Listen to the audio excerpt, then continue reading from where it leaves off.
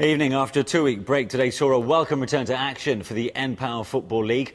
And while there hasn't been a great deal to report on the pitch, there's been plenty going on off it. Michael Appleton and Nick Barmby began their new roles in the Championship, while Nigel Pearson starts his second spell in charge at Leicester tomorrow. While in League Two, Gary Johnson has parted company with Northampton, while it's all change at Crewe, where Steve Davis is now in charge with Dario Gradi, Director of Football.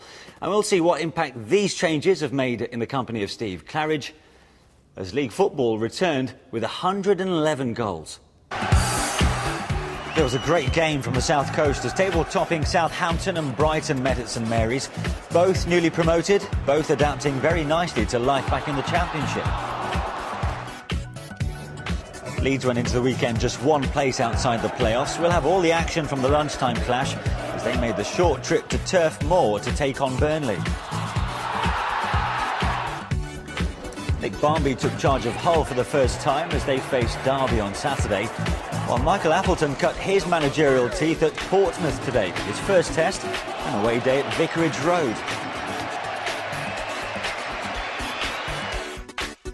And would they? Oh, wouldn't they? We're at the Galfarm Stadium where Huddersfield Town were hoping to set a new Football League record for consecutive unbeaten matches if they could avoid defeat against Notts County. Yeah, more on Huddersfield later, but we start tonight in the Championship and the big game that took place between Southampton and Brighton. Both sides, you'll remember, came up from League One last season and are looking to exit the division via the other end. The Saints began the day with a healthy lead at the top thanks to their best start to a season for 90 years, while Brighton were in touching distance of the playoffs. Well, at St Mary's, where Southampton haven't lost for almost a year, was Martin Fisher. Another 32,000 sellouts at St Mary's, and it's easy to understand why. Southampton have won their last 19 games in a row here and sit 5 points clear at the top of the table. Brighton were top themselves in mid-September, only to stall and slide, but they did pip their South Coast neighbours to the League One title last season and would like nothing better than to destroy Saints' current invincibility. Southampton skipper Dean Hammond returns against his former club. He used to captain Brighton too. He's preferred to Morgan Schneiderlin, who's amongst the subs. Top scorer Ricky Lambert without a goal now in his last 5 games. Craig McHale-Smith is suffering from a similar barren run. Brighton's record signing last scored on September the 27th. Marcus Painter is preferred to Inigo Calderon at the back in their only change.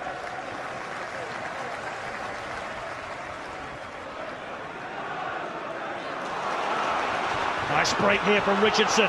Real energy and real pace from the fullback. He's managed to work it through here for Gooley. Brighton unable to clear their lines at the moment. Gooley appeals for handball against Greer. Well, it would have been harsh, I think, on Greer there. It's point-blank range. It hit his midriff and then came off his elbow. Good decision by referee Peter Walton. Hammond.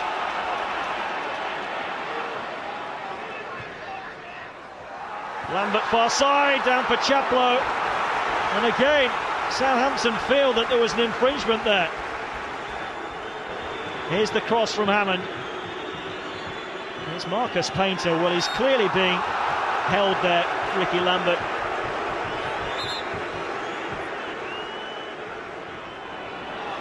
Hammond. 2 minutes of out of time, starting now. And it's Lallana for Southampton. And now Hammond. And now Lambert. Into Chaplow.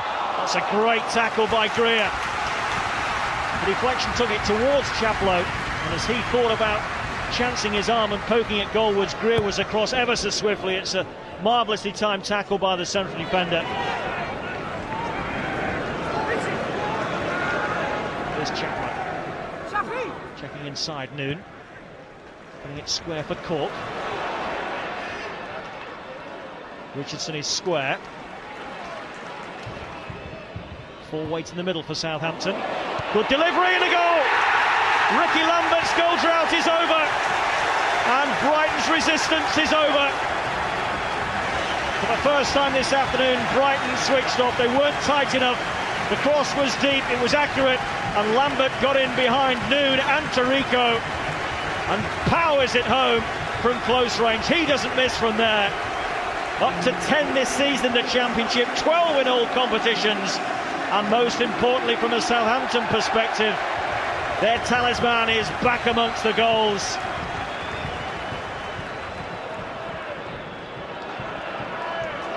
In steps Hammond. Here's Gooley. Hammond wants it back. It has to go quickly. Forced wide, but the chance is still there. Goes down. Is that a penalty? Referee has a good, hard, long look at it and says no. And clearly felt that Hammond dived, and that is why the yellow card is out. It looks as though Hammond was looking for it and maybe tumbling to the ground early anyway. Lallana.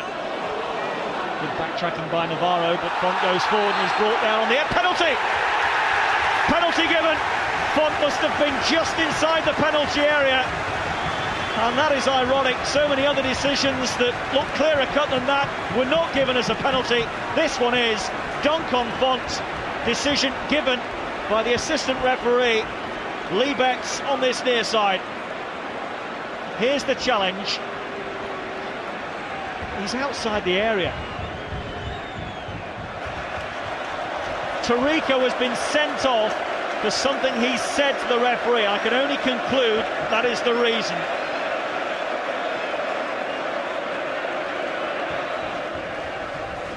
He's leading the complaints, and he's obviously used a little bit too much choice language to the referee. Lambert against Harper. Goal! Fourth penalty of the season for Lambert. 2 today. And surely Southampton closing in on their 20th home win in a row. Keeper sent the wrong way.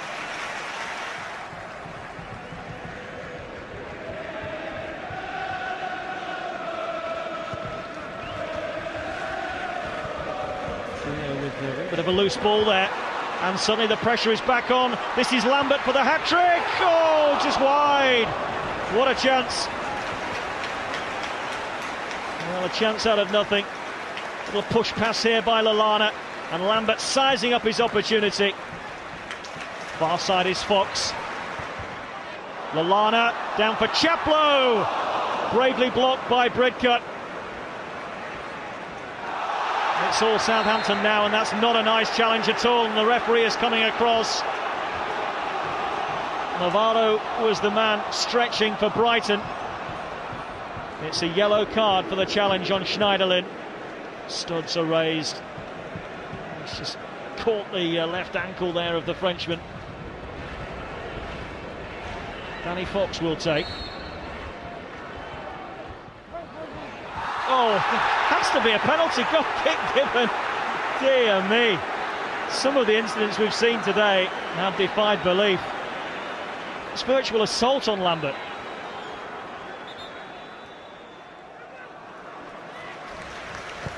Fox, good ball.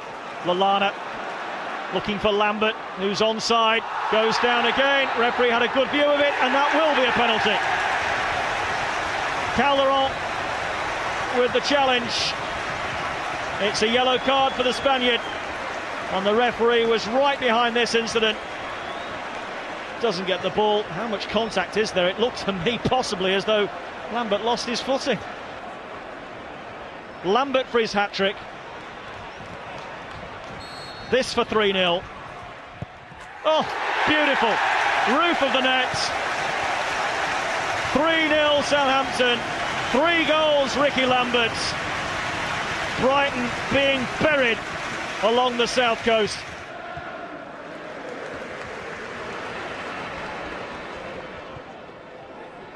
Lambert. Good stop from Harper. To be fair, it was pretty straight. Lovely delivery again from Richardson. And Lambert almost helped himself to his 4th of the afternoon.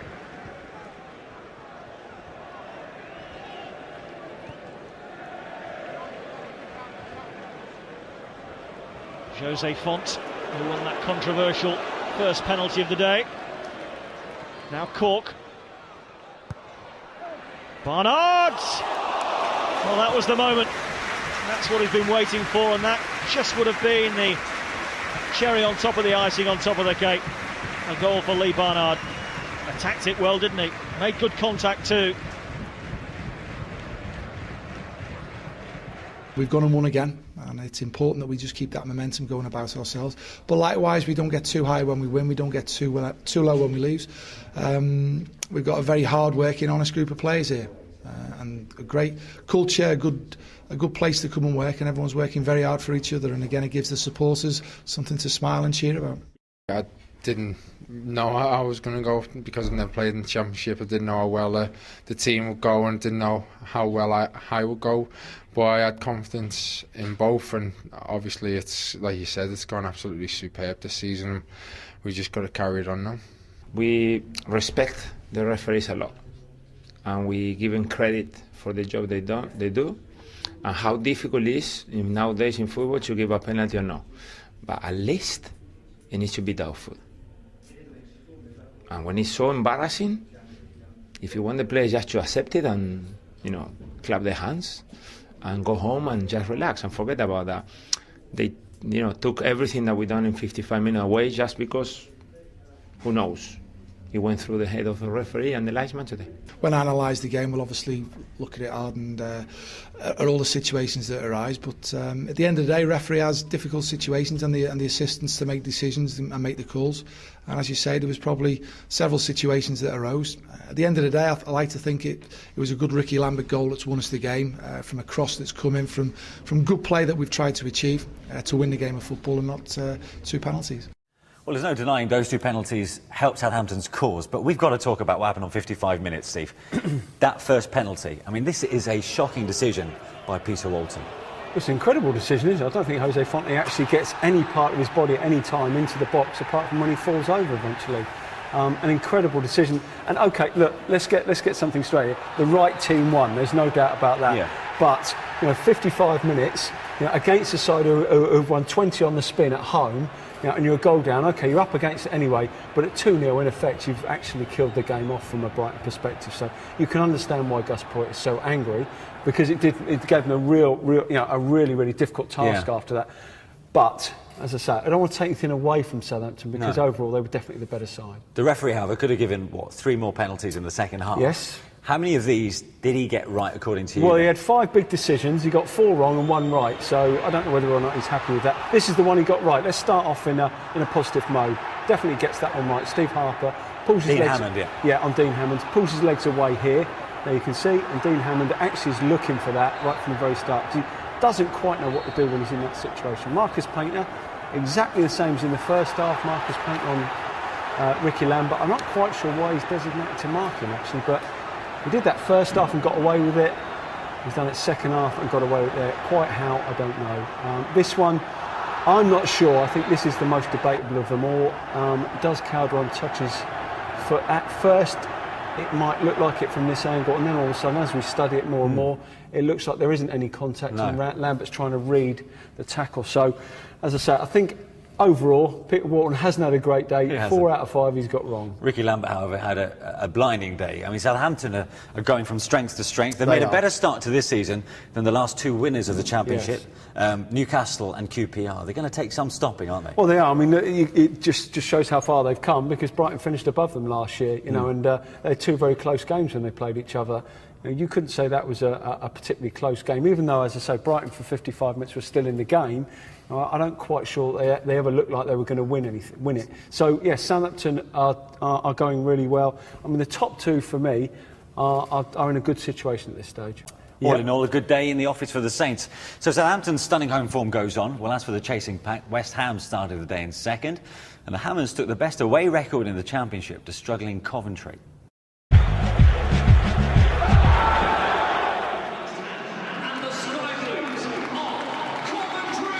Second top against second bottom, look no contest. Coventry, 4 points adrift of safety.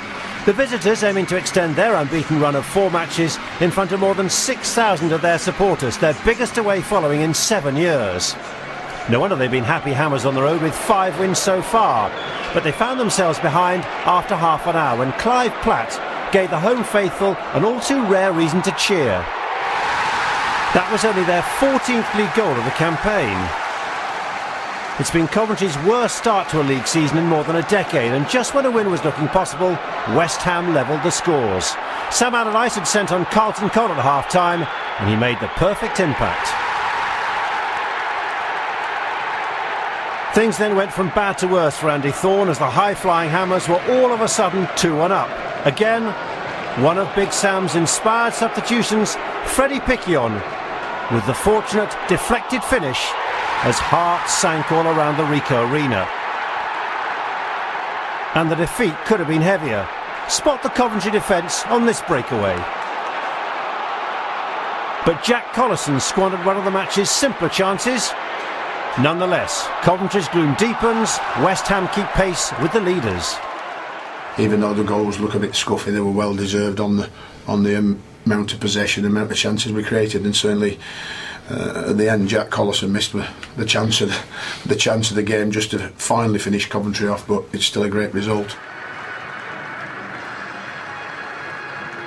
Third place played fifth on Teesside as Middlesbrough and Blackpool both look to extend their winning streaks to 3 games. Borough have made the Riverside something of a fortress this season, extending their unbeaten home record to 15 games. They started brightly here and were only denied an early lead by the width of the post. Stephen McManus, the unlucky man.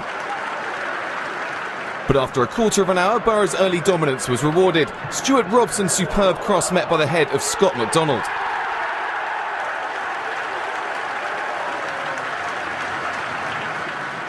But the visitors' response was immediate. John Joe Shelby and Gary Taylor-Fletcher combined to find Ludovic Silvestre, who calmly steered in his first league goal in a Blackpool shirt. After the break, Borough just couldn't find a way past an inspired Matt Gilks. The best of several fine saves saw Blackpool's goalkeeper deny McDonald, then Marvin Emnes. But there was little Gilks could do to prevent Borough from retaking the lead. Rhys Williams picked out fellow Australian McDonald after Blackpool failed to clear a corner, and Borough looked on course for their first home win over the Tangerines in 38 years. But once again, Blackpool showed impressive resolve to respond straight away. Liverpool loanee Shelby with a typically well-timed run to score his 5th goal in 4 games to grab a share of the points, and Borough extend their unbeaten home record to 16 games.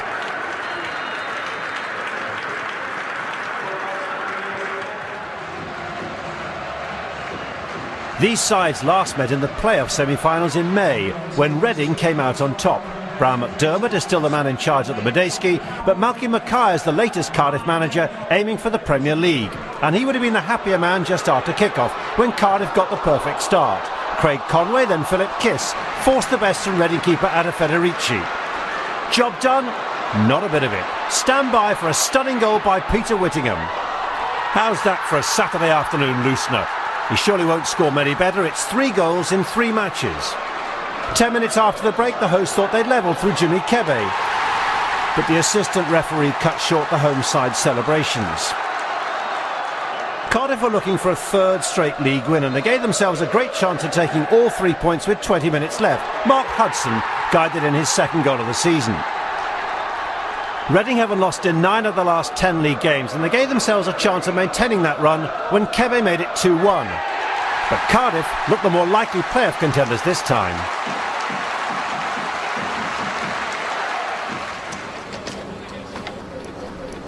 After Nigel Pearson's departure to Leicester midweek, Hull appointed Nick Barmby as caretaker player-manager.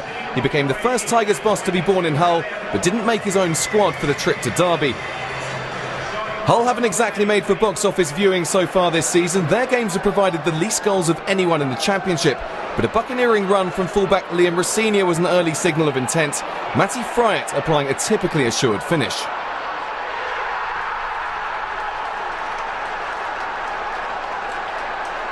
And 6 minutes later, another brave solo run would lead to a 2nd goal. On his return after 9 months out with injury, it was Cameron Stewart's first goal in senior football, but owed much to an uncharacteristic error from Frankie Fielding.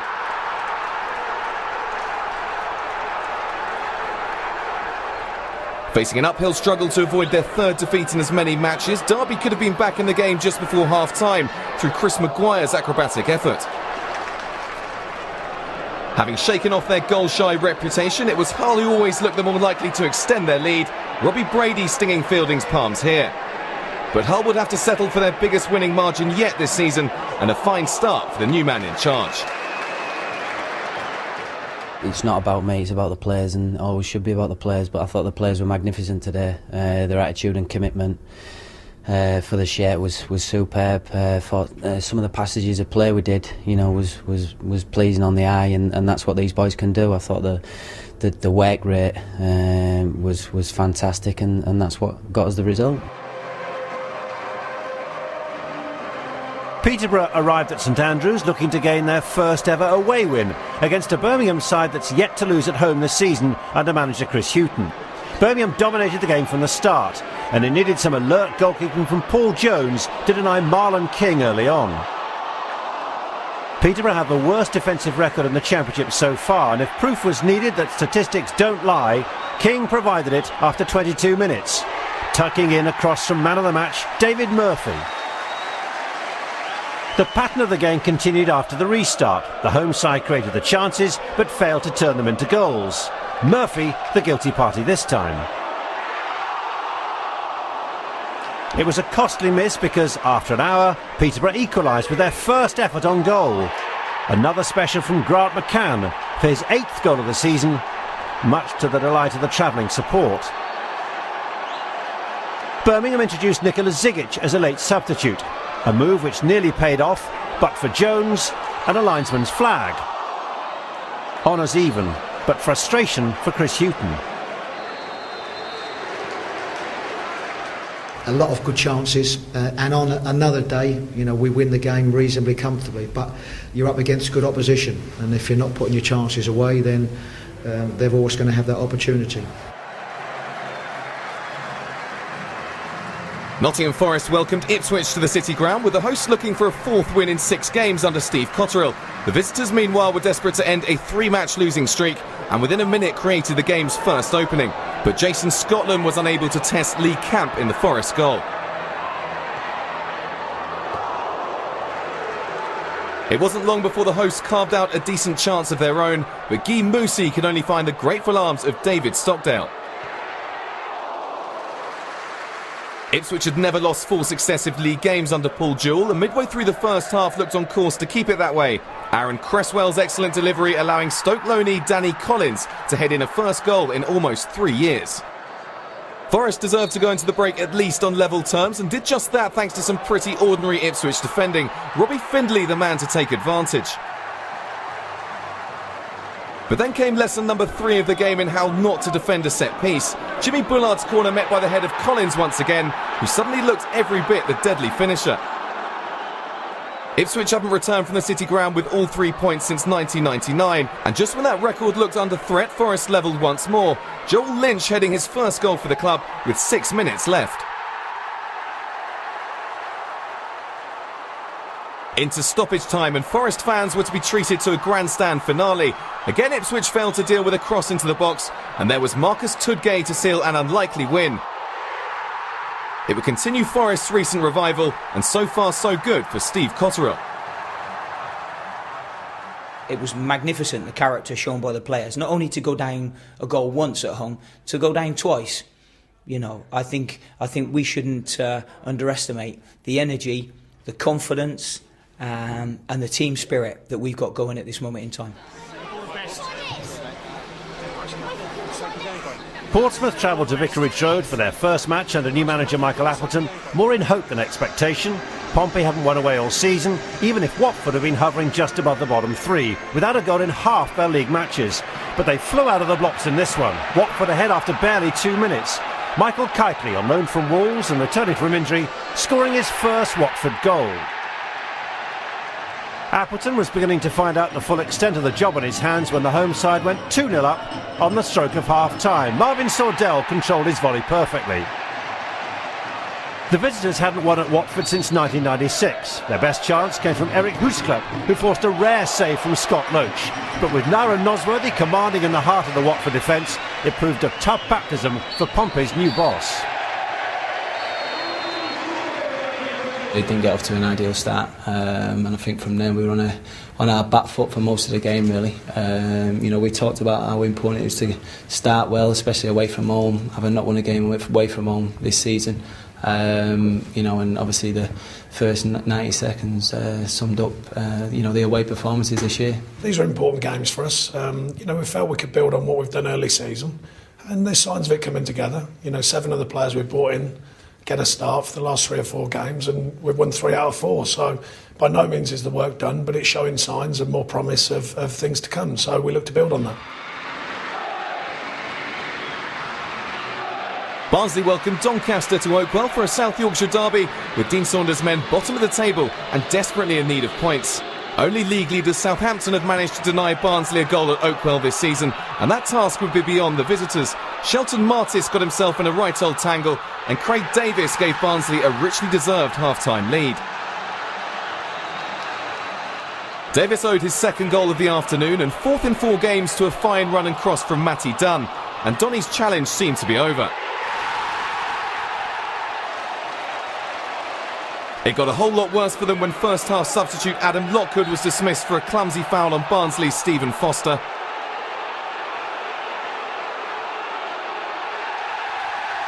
And late on, Barnsley somehow missed the chance of adding a third. James O'Brien hit the post to leave Danny Haynes with an easy tap-in. Or so it seemed. In the end it didn't matter, and Barnsley jumped to 15th. Donny still rock bottom. Yeah, very good win that for Barnsley in that South Yorkshire derby. But we saw there, Steve, contrasting fortunes for 2 of the new boys in the Championship. Dream start for Nick Barmby at Hull. Yeah, I mean, I think he's been there for the decent group of players. I've got to say, I thought, you know, last week or so when they played West Ham, they were 2 goals down. They showed lots and lots of fight and character in that one to stay, you know, to come back into that game. And could have got something out of it. They're not a team that give up. They're a team that will go right to the end. There's lots of, as I say, belief in that side. I think, as I say, he's inherited a willing group of players. There's no doubt about that. The omens were also good, weren't they, to see Cameron Stewart scoring for him in his first start for 9 months? Yeah, it's ticking along very, very nicely. Not so good, however, for Michael Appleton at Portsmouth. I suppose he now knows the job that's, you know, lying in front of him. He's turned around and said it's not good enough. I mean, these are a decent group of players that are clearly underachieving. It is. I mean, I'm sure if you looked at their budget, you looked at the players that they've got and the Premiership experience, the Championship experience that we're talking about, you know, you wouldn't expect them to be where they are. So, yeah, these are disappointing times, and I would, you know, if I was the owner, you know, I would be expecting better, I've got to say. Nonetheless, a terrific win for Watford, that. As for Cardiff, 5 wins out of 6 now for Malky Mackay's men. They were seen as a team of individuals last season. This time round, with Peter Whittingham, there's a lot of team spirit between these players. Yeah, I know what you mean. I mean, it was very much an emphasis on attacking, wasn't it? Yeah. They had so much flair and so much threat going forward that it was almost forgotten about the rest of the side. And I think now, as you say, it tends to be more of a group performance, a cohesive team unit. Yeah, more so than just relying on 1 or 2 individuals to win your games of football. But they've surprised me slightly. I thought it was going to be a tough act to follow last year, but no, Malky's got them going, and he's got them going very nicely. To Saturday's lunchtime game then, which was a War of the Roses affair between Burnley and Leeds. Eddie Howe's Claridge started the day in 18th, while Simon Grayson's Leeds moved up into 7th, just outside the playoffs, on the back of that win at Leicester last time out. Well, there was a minute's applause at Turf Moor in honour of former Burnley player and manager Jimmy Adamson, who sadly passed away this week. Adamson captained Burnley to the First Division title back in 1960. Well, Burnley made 2 changes, Keith Tracy and Michael Duff back in the side, with loan signing Sam Vokes on the bench. As for Leeds, Darren O'Dea and Lloyd Sam were restored to the starting lineup. Your commentators, Mark Bright and Guy Mowbray. McCann. That's a late challenge. The advantage is with Burnley, though. The play will go on. It's Connolly on Tracy. That's a really wonderful cross from Burnley. The lead. Rodriguez has scored. This is the great decision here. Just allows the play to roll. An advantage to Burnley. This here, unopposed cross. Somebody has to come out here, close him down. Come out and close him down. Great deep delivery. Downward header. Excellent from Rodriguez. Trippier. He's off again. Well, he was. That was a decent touch. He's all the way. That is a decent touch from Tracy. A good save from McCarthy rushing out. Nuts. Just poke careful. Try and bend that with the outside of your left foot. Here's McCormack, who nearly got through the defence. Grant came rushing out. Burnley have got the ball away. McCormack has stayed down. It looked like handball to me, didn't it? That could only hit his arm there. It's outside the box. Yard. Handball. How did they miss that? Oh. McCormack was just tucked back. Yes, he was. Just outside the D. Trippier, the offender, Leeds free kick. See, he's the wrong side. He's the wrong side completely, and he's holding McCormack's hand. McCormack strike through the wall. Straight against the gloves of Grant. And the follow-up from Snodgrass was always wide. Yeah, it was off balance, Snodgrass. I mean, Lee Grant should be complaining about the wall, because if that wall's set up right, that ball really shouldn't be going past that last defender. Simon Grace in a half-time will probably turn into the team. I think they're the second best all over the field. Nice touch from Vokes to McCann. Oh, and that was mightily close from Chris McCann. I'd say it's just swinging. Just needs a little bit more on it, doesn't it? The goal that would have been. Oh. It's Rodriguez. Oh, and he's beaten Connolly. Jay Rodriguez in. And well saved by McCarthy, but Rodriguez should have done better. What a touch. Lovely touch. Now he gets away from defenders. Now this one, he just take the touch to the right. McCann.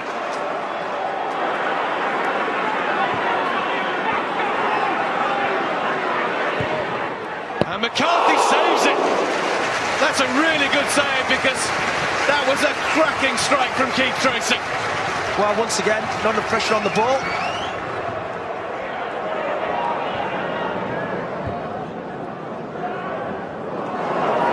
Here's Tracy. Really good strike. Oh, that's a lovely angle, isn't it? Lovely, yeah. Stanislas drives through. Barney goes down. Strong penalty shout from Burnley players and fans alike, but they're completely ignored. There. It can only be a penalty. Clayton to White. Here's Sam. Over Becchio, Snodgrass in! Snodgrass equalises! Deep cross. You can see Grant can't come for it. And everybody just appears to just turn and look at each other. Great anticipation.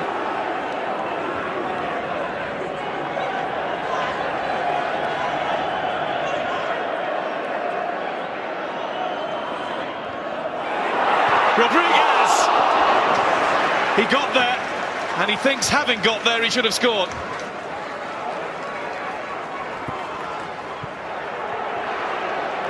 Now White. Sam outside. Oh, lovely shimmy from Aidy White. White goes down under the challenge of Hines, and it is a Leeds free kick. High, look. Watch the sweeping, the right foot comes round. There he goes, Nunez, and he went for goal. It was deflected, and it's going to be a corner. It's very nearly another chance for Snodgrass at the back post. Heading by Snodgrass. It's come for Nunez. Did well to chip that in. Here's Snodgrass, and Snodgrass has scored for Leeds. He's got two, they've got two. Just controls it down to the ground. It's amazing. All the hard work Burnley have done, all been done by poor defending. We didn't play well enough first half. We gave them too much time on the ball. We didn't play well enough when we had the ball. Second half, we knew we had to get up the tempo with them without it, as I said, and getting amongst them really and get balls into the box. And eventually we did that. But we shouldn't start the games like that. We should be a lot more positive in what we needed to do. But ultimately, it's a results business, and we've played far better than that this season and lost. Today we've won, and delighted with that. I felt we deserved to win the game today. I thought we were very good first half, creating a number of chances, and it's a real bitter pill to swallow to lose the game after dominating it.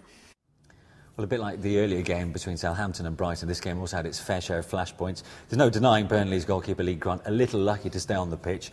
But Burnley 1-0 up. Did they have a decent shout for a penalty? Because with Danny Mills and Lee Dixon in the studio, they couldn't agree on this one. Should this have been a penalty for Burnley? I personally don't think so. I can see both sides of the coin. I think Marvin Bartley, first of all, he just scoops Aidan White's leg at the start here, there, I think that's what almost there. Just takes Aidan White with him, if you can see me. Just takes his feet away slightly. Aidan White then becomes unbalanced. Does make the challenge, does make the tackle and gets the ball, although doesn't get a great deal of the ball. Now the other argument is he gets so little of the ball. If Marvin Bartley stands up, he goes through and scores. But I don't think that's the case. I think Marvin Bartley, by just the way that he's connected with Aidan White first of all, and then White gets the ball, I think that is a legitimate challenge, and I'm saying that's not a penalty. Leeds clearly not as fluent as they were against Leicester last time round. They weren't at their best. They'll all put their hands up and admit that. But 2 goals to come back from behind. You know, Simon Grayson will be delighted with the win. Yeah, I mean, Robert Snodgrass again gets him out of jail. Hey, I think he summed it up perfectly. Yeah. You know, we'll play a lot better. They might play fantastically well next week and get beat, and he'll know that's the way that it goes in this division. So you're not always going to play well, but it's important that A, you stay in games, and B, you give yourself an opportunity to get back in them, you know, when you're behind, and that's what they did. As for Burnley, they continue to slip down the table now. I mean, it's easy to forget 2 years ago they're in the top 10 of the Premier League. A lot has gone on at Turf Moor in that time. Is Eddie Howe under some pressure here? I don't know whether he's under pressure. I mean, we don't know that unless we, working within the club. I don't think they would have imagined that they would be down where they are. But also, I think they've got to take into consideration there's been an awful lot of turnover of players, and there's a lot of. I mean, it's almost reinvented the actual age structure of that club, hasn't it? Because there's young players now in that club, whereas before it was probably more established players at that level. So they've gone down a different route. At this stage, you've got to say, they'll expect a little bit of a better return, I would imagine. The last thing they needed was this injury to Charlie Austin. Yeah, I mean, that's never easy, is it, when you've got somebody like that and he gets injured like he has. Yeah. On to League One then, and there's no doubt that much of the focus this week has been on Huddersfield Town, whose unbeaten league run stood at a staggering 42 regular league matches. So while Saturday's game with Notts County was about both teams looking for the 3 points that would bolster their promotion credentials, for Huddersfield it was also a chance to write their name into Football League folklore. Clem was at the Gal Farm to see if history was in the making. One more time.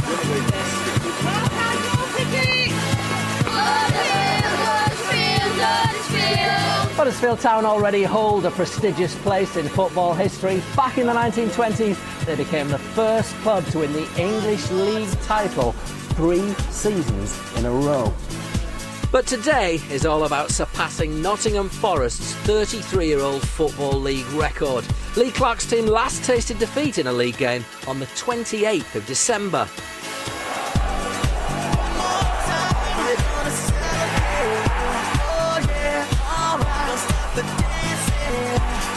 I'm immensely proud of what we've done. We all should be. Everyone connected with the football club. To be in professional sport and go so long without losing a game is just phenomenal achievement, and the lads just deserve a huge amount of credit for it. Just to set Huddersfield's achievement into some sort of perspective, the record that they equalled a fortnight ago was set by a Forest side that had, well, the whole world in their hands. Cue music. The whole world. In our hands we got the whole wide world. In our hands we got the whole world. I think that's quite enough of that. ABBA were actually number 1 when Forest started their run on the 26th of November 1977, a run almost as incredible as Archie Gemmel's when he settled the points against Arsenal. 2-0. Cloughy was in his pomp. Forest were irresistible, not least when they stuck 4 past United at Old Trafford. And it's well bumped in by Woodcock. And when they were in trouble, the opposition still had to get past this fella. Oh, what a save! Oh, outstanding goalkeeping! Forest's run eventually came to an end over a year after it started on the 9th of December 1978 when they were beaten 2-0 at Anfield by Liverpool. And you'll never guess who scored both of the goals.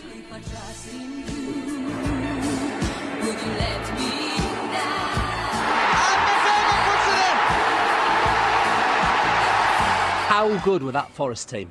Excellent, unbelievable. I mean, people used to say at the time that, there was a big rival. Of course there was on the field, but off the field, we were best of mates, Gary Birtles I still talk to now, and Tony Woodcock, great fella. We had John Robertson, I mean, fantastic characters as well, but a really good team. But what I liked about them, most of the players that they had at that time, they were players that other teams didn't want, and Cloughie brought them all together and made an absolutely fantastic team.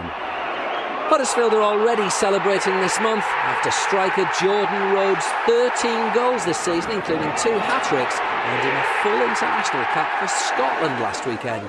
You know, I dreamt about that moment for years, and never in my dreams did I think it would have happened this season or so young. So to come on against Cyprus, I'd have taken half a minute, I'd have taken 10 seconds, but to get 5 minutes at the end was perfect.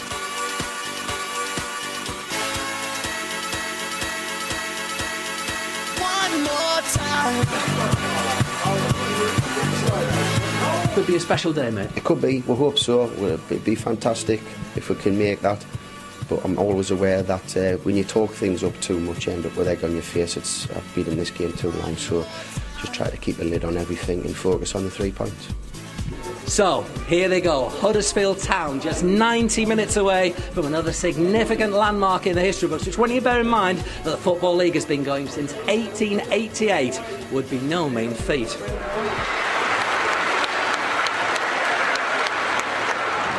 So, with Forest's long-standing record under severe threat, the team from the other side of the Trent set about ruining Huddersfield's day. Having matched the Yorkshire club in a goalless first half, it took less than a minute to open the scoring in the second. Jordan Rhodes returning from Scotland duty to bag his 14th of the campaign. That still gave County plenty of time to find an equaliser. And just past the hour, their hopes of a turnaround were boosted when Alan Lee saw red for apparently elbowing Sam Sodji.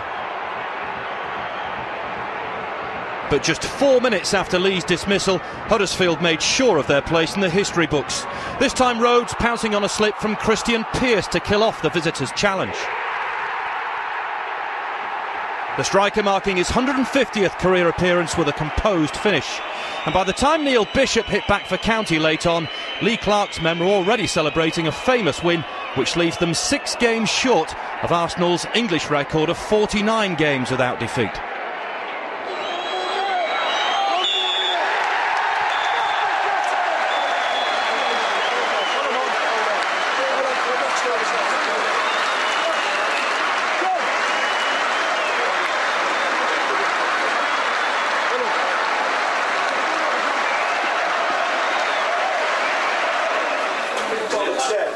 Well done, boys. That's the spirit again.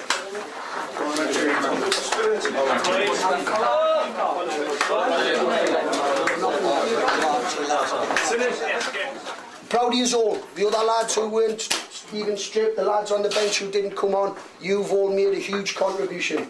A huge contribution. And well done to the staff as well. Different class, well done. 18 goals in 10 games for club and country. I mean, never mind the club's run. What about your own scoring run? Yeah, it's nice. It's nice when it happens. You can't score every game. Unfortunately, you know, today I managed to get a couple, but more importantly, the 3 points. That's what it's all about. You're getting pelted here, about You get kept down to earth here, don't you? Yeah, absolutely. Many congratulations, record breaker. How does that feel? Fantastic. And everything I told you beforehand, I was just pulling the wool. I was desperate for the record. Well, it'll go hand in hand, because if you keep winning games and you stay unbeaten, your points total will add up in anyway. So it's fantastic to be up there on my own now. Well, it's quite fitting. Jordan Rhodes scored both goals for Huddersfield when they beat that record. What an achievement. I mean, Steve, 43 games unbeaten in the league. Yeah, I mean, we just say, 43 games is a number, but when you think about it, 43 games, that's quite incredible. Sit here and think about what that takes to achieve that. Marvellous. And yes, this is certainly a player in form. Great finish. He's confident, he's in the mood, knows exactly what he's going to do when he gets in that situation. Other people, when they're not in that sort of form, dither and dather a little bit and not quite sure where they make their mind up. He knows exactly what he's going to do. Great finish. And he's on form, they're on form, and it's, as you say, together. Fantastic. Well, as for the rest of League One, leaders Charlton were 5 points ahead of the Terriers going into the weekend, so they'd still be top regardless of Saturday's result. Well, the Addicts had a London derby to contend with against Brentford, hoping to avenge the 3-0 defeat in the Johnston's Paint Trophy last month.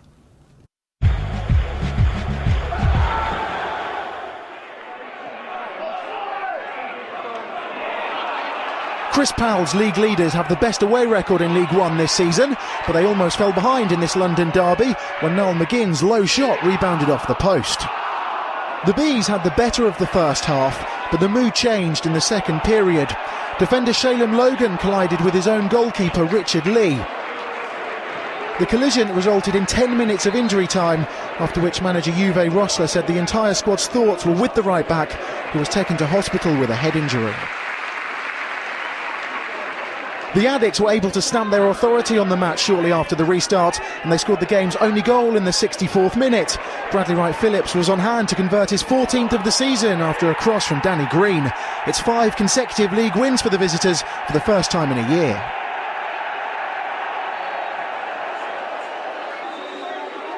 Tranmere started well against Sheffield Wednesday, and Jose Baxter had an early strike ruled out for offside. But the Everton loanee wasn't to be denied. This time there was no assistant to halt his celebration. With the home side in front and in control, there was a time that the Owls would have crumbled, but they're made of sterner stuff these days, and against the run of play, Chris Lyons didn't need asking twice to level. A half-time talking to from manager Gary Megson stirred the South Yorkshire side from their slumber. He substituted leading scorer Gary Medine at the break, and that proved to be a good decision. It was Medine's replacement, Ryan Lowe, who won it. A scruffy goal for the striker, but 3 more valuable points for third place Wednesday.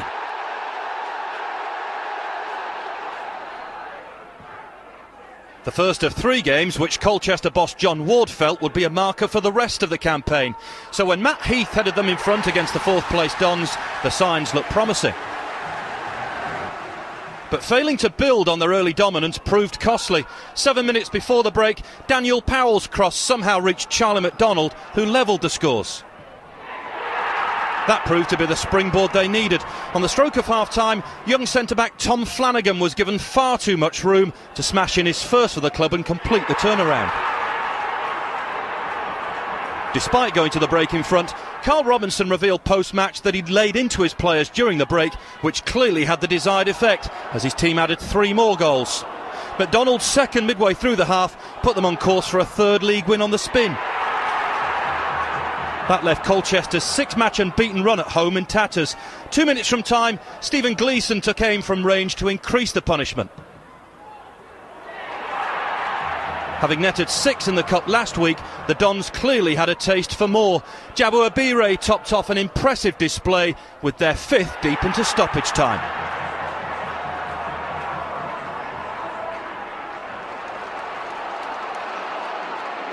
Sheffield United almost opened the scoring after 5 minutes against Carlisle, but Richard Cresswell was unable to steer home the rebound after Lee Williamson saw his long-range effort tipped onto the woodwork.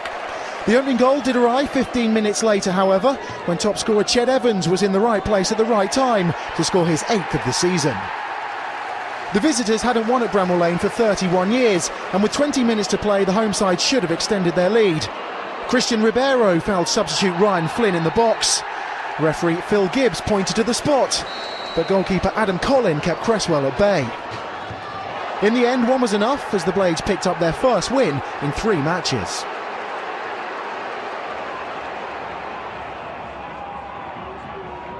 The Matchroom Stadium hosted the only game in League One not to feature a goal, as chances were few and far between. Stevenage's Joel Byram was the closest to breaking the deadlock, but this effort was as good as it got. So a point apiece as Graham Wesley's side remained 7th in the table. Leyton Orient are now unbeaten in 9.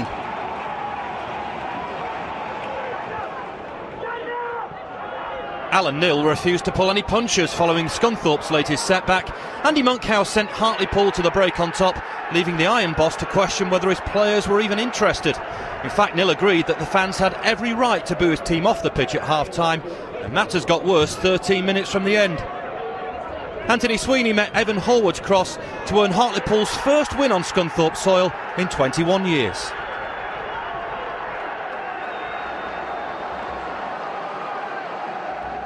Preston have picked up just 1 point in the last 7 matches, and they could have fallen behind 10 minutes into the second half when Harry Bunn was brought down by Conor McLaughlin.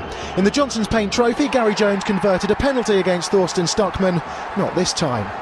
Phil Brown's men have conceded 18 goals in the last 5 games, but they were up against a Rochdale side with the worst away record in the division. However, it was the visitors who found the breakthrough 6 minutes from time. Nicky Adams hitting home after Stuckman had saved from Bunn.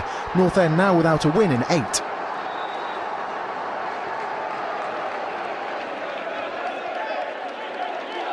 It was a nightmare return to Oldham for Chesterfield manager John Sheridan. With the game just 3 minutes old, Kieran Lee stole possession from Alex Mendy. His stylish finish, a taster of what was still to come. The Boundary Park faithful were in for a treat, as this was a performance to enjoy. The second followed some classy work from Lucas Scapuzzi and Paul Black. Robbie Simpson sweeping home his first on what was going to be a memorable day. The Latics were home and hosed before the 20-minute mark, Simpson brimming with confidence, and he made it 3 with an exquisite free kick. The Spyrites are down in the dumps and face a big fight for survival in the second half of the season. Craig Westcar showed some of the spirit required on the half hour. He headed Drew Talbot's cross for his 7th of the campaign. The visitors maybe had ideas of a fight back, but Simpson had plans of his own. And before the break, he claimed the match ball and a first career hat-trick, courtesy of some very generous Chesterfield defending. Into the second half, and it was high fives all round before the hour mark. Simpson this time provider for Shefki Kuchi to nod home his 12th in 16 games. Former Oldham loanee Leon Clark got on the score sheet with time ticking down, but that did little to please the travelling fans that were still there to see it. A day to forget for Sheridan, as the result leaves his side propping up League One.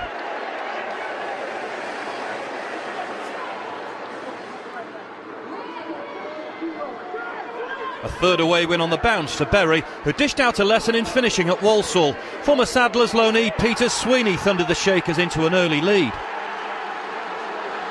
The home side had taken just 7 points from 36 going into this, but were given a lifeline when Mike Jones sent Jamie Patterson tumbling. Veteran striker John Macken shouldered the responsibility from 12 yards to send the strugglers to the break all square. But Richie Barker's men have done well on their travels in recent weeks, taking maximum points from 3 of their previous 4 road trips. Just a minute into the second half, Jones picked his spot perfectly to make amends for his earlier error. Just past the hour they were home and hosed. Stephen Schumacher drilled in a third to put the game out of Walsall's reach. 3 minutes from time, Bury racked up a 4th. Linnell John Lewis hasn't exactly been prolific in the goals department, but he hit the target for the first time since March to wrap up a comfortable display. Walsall did manage to have the final word though. George Bowerman smashed in a consolation at the death, but it's the result that leaves his team 2 points from safety.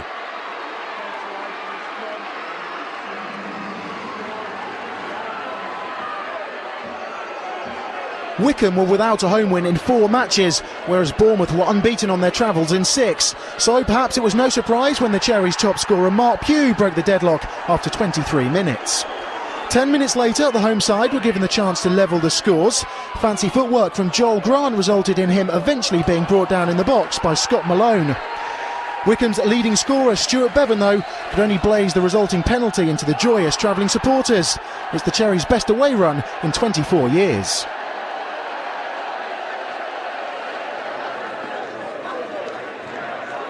There was a local derby to enjoy at Hewish Park as strugglers Yeovil and Exeter met, and those who arrived late missed this. It took the home side just 69 seconds to take the lead, Ed Upson dispatching his 4th of the season. A terrific start for the Glovers, who came into the game bottom of the league, but their porous defence didn't hold out for long. Less than 3 minutes later, the Grecians levelled, Jake Taylor rounding the keeper and then keeping his composure. The Devon side were the next to score. Darren Pearce left counting the cost of his challenge on John O'Flynn. The striker dusted himself down and sent Artur Krishak the wrong way from the spot, 2-1 Exeter. Both teams hit the woodwork in the second half as they attacked seemingly at will, but the 4th and final goal of the game went the way of Yeovil.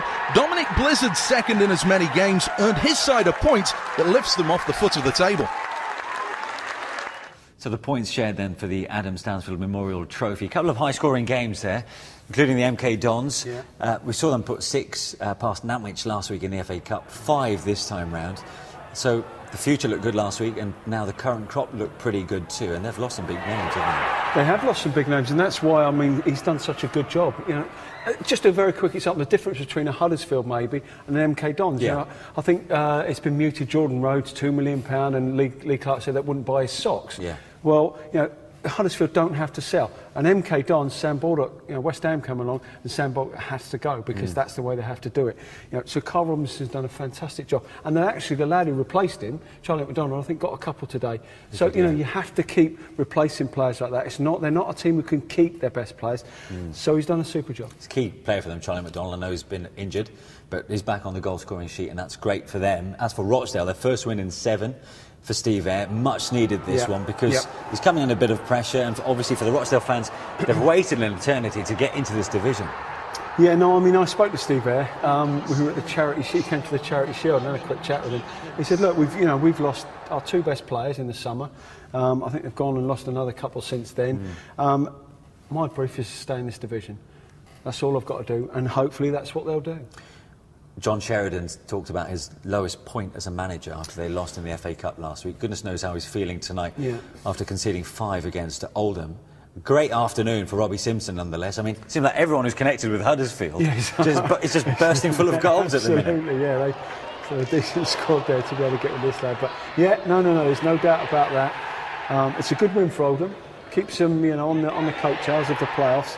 But yeah, Chesterfield, these are tough times, and I'm another club who, you know, only have just recently promoted, so I won't want to go down again to that level, you know, having come up so quickly, and obviously moving into that new ground as well. So tough times, but you know, little way to go, but they have to start turning things around. There's no doubt about that. We saw wins there for Charlton, the leaders, also for Sheffield United. There's interesting reports coming from Bramall Lane. James Beattie might be coming back to his old club. Yeah. If they do get him fit, the prospect of having someone like James Beattie with Ched Evans, who scored on Saturday, that could be a potent partnership, couldn't it?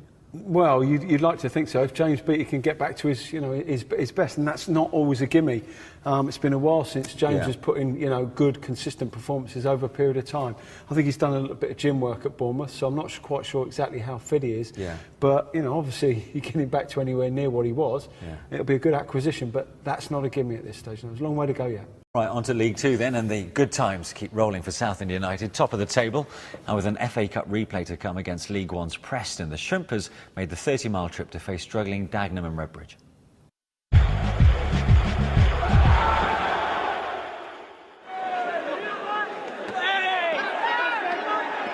On paper, this seemed a straightforward assignment for the leaders, bidding to stretch their unbeaten run to 11 league games against a Dagenham side who'd lost 6 in a row. Kane Ferdinand's 5th of the campaign had them in front after just 8 minutes. But if they thought it would be plain sailing from there, they were hugely mistaken. Christian Montano teasing 3 defenders and then embarrassing Luke Daniels to put the Daggers back on terms. But the Shrimpers, hoping to equal a club record of 5 successive away wins, hit back just past the half hour. Bill El-Mojni squaring the ball for Liam Dickinson to restore the advantage. That goal was enough to give Paul Sturrock's men the edge at the break, but their struggling opponents refused to go quietly. Just 4 minutes into the second half, Abu Agogo had the Southend defence retreating and then let fly. A spectacular equaliser had them dreaming of an unlikely upset. But the table toppers simply refused to be blown off course. With just over an hour gone, Dickinson's peach of a through ball set up Ferdinand to edge them back in front. The youngster keeping his cool, and this time there would be no way back. But to their credit, the Daggers kept on going and almost snatched a share of the points late on. But a fine double stop from Daniels means the Essex club remain the team to beat.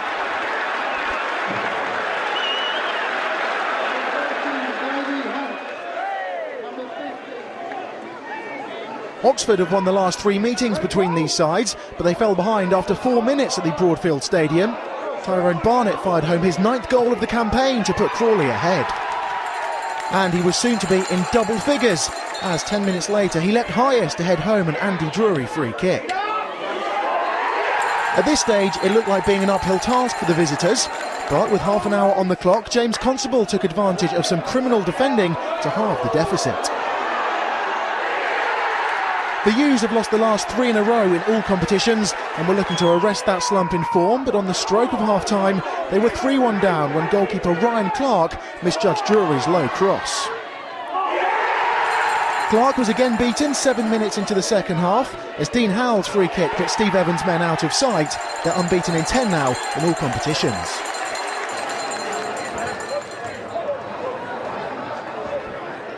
Having scored goals for fun at the start of the season, Port Vale have lost their way. They arrived at Cheltenham having not hit the net in their last 2 games.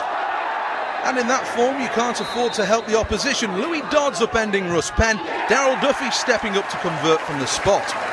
That goal gave Mark Yates' side the impetus they needed to push on, and the result was confirmed by Luke Summerfield. 7 wins in 8 now for Cheltenham, who move into the top 3.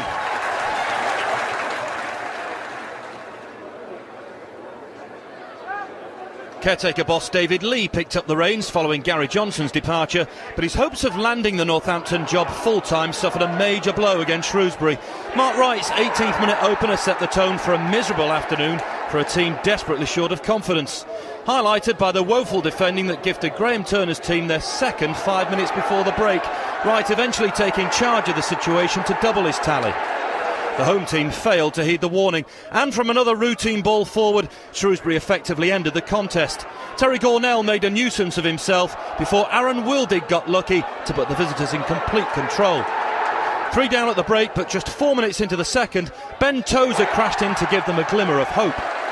But the second goal they needed failed to materialise. Instead, the Shrews hit 4 more in the last 8 minutes.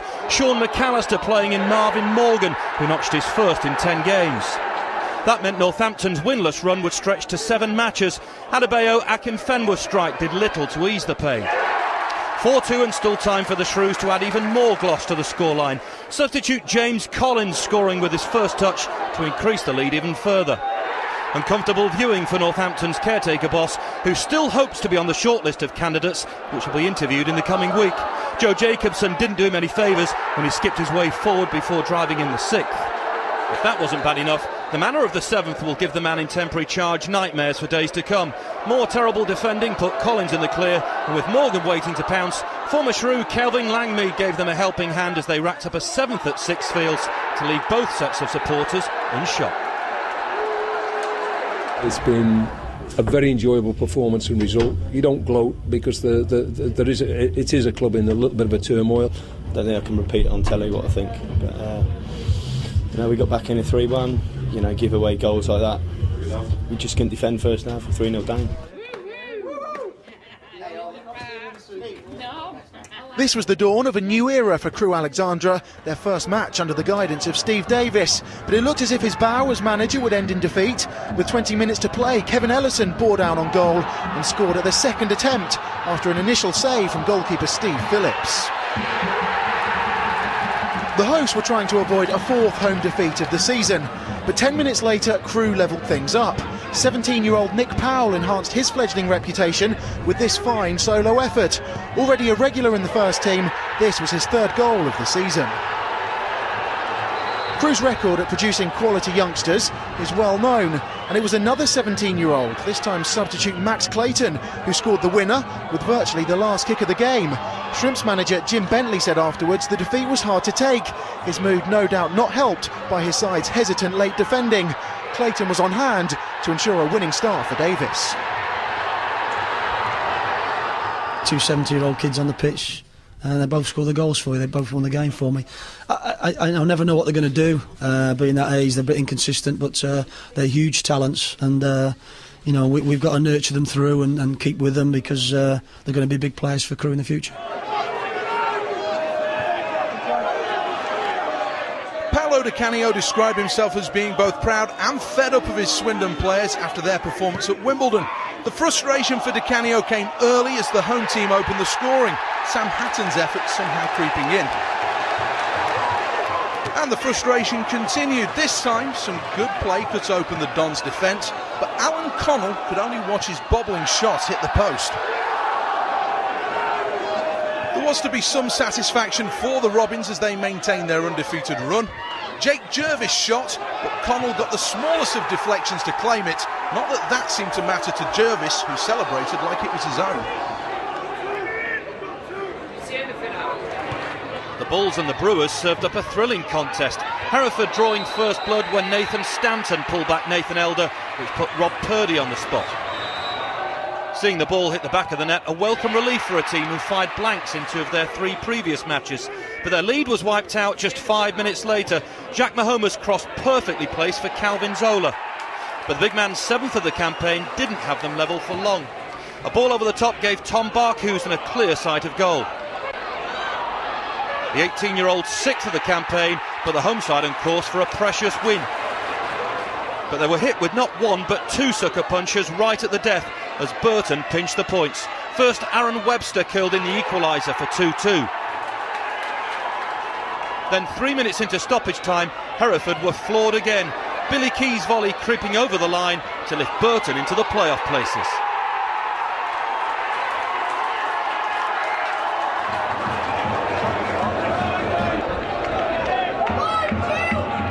Loney Frank Nouble was cup-tied last week, but he wasted no time in returning to the score sheet, and after just 7 minutes he headed home his 5th Gillingham goal. 9 minutes before half-time and the visitors found themselves 2 goals to the good. Goalkeeper Jamie Young was unable to keep out Chris Waltdale's long-range effort. The Shots were staring a 5th home defeat in the face and began to up the tempo. They pulled one back with 9 minutes to play, but Scott Davis's strike was no more than a consolation. 4 wins in 5 now for the Gills.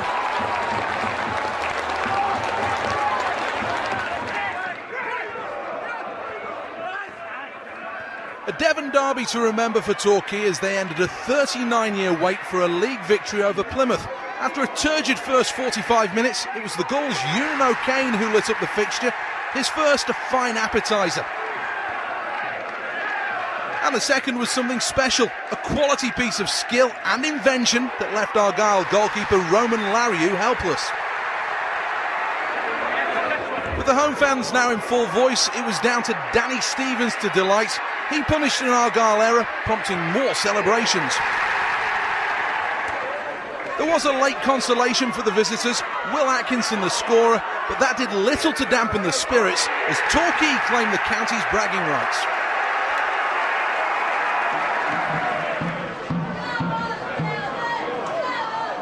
Accrington took to the golf course this week in an attempt to lift spirits following a miserable run away from home, but they were in a hole when Sean Brisley crashed Macclesfield into a first-half lead.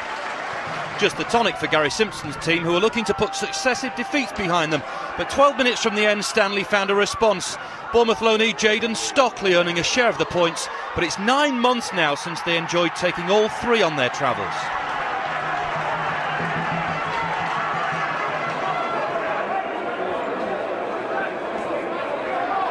Penalties were the central theme of this match. The visitors were given the first after 22 minutes when Brett Williams' cross was handled by Luke O'Brien. Referee Mark Haywood pointed to the spot and Lewis Grabban was able to fire home his 6th goal in 6 matches. That appeared to act as a wake-up call for the hosts, who started to look more threatening, and 11 minutes before half-time they were level when Chris Mitchell headed home his first for the club. The visitors took 6 minutes of the second half to re-establish their lead. Danny Schofield teed up Alex Ravel, who did just enough for his 5th of the season. And it looked as if the Millers had secured the Yorkshire bragging rights 6 minutes later. Marcus Marshall made it 3-1 after goalkeeper John McLaughlin pulled off a save to deny Schofield. Then, in injury time, the hosts were given the chance to get back into the game. Johnny Mullins was adjudged to have handled in the box. Captain Michael Flynn made it 3-2, and it ensured a nervy end to the match. The Bantams knew they now had the chance to rescue an unlikely point. And in the 95th minute, referee Haywood pointed to the spot for the 3rd time, and again he saw a handball. This time Tom Newey was the culprit. However, Conrad Logan saved from Flynn to make sure it was the hosts that paid the ultimate penalty.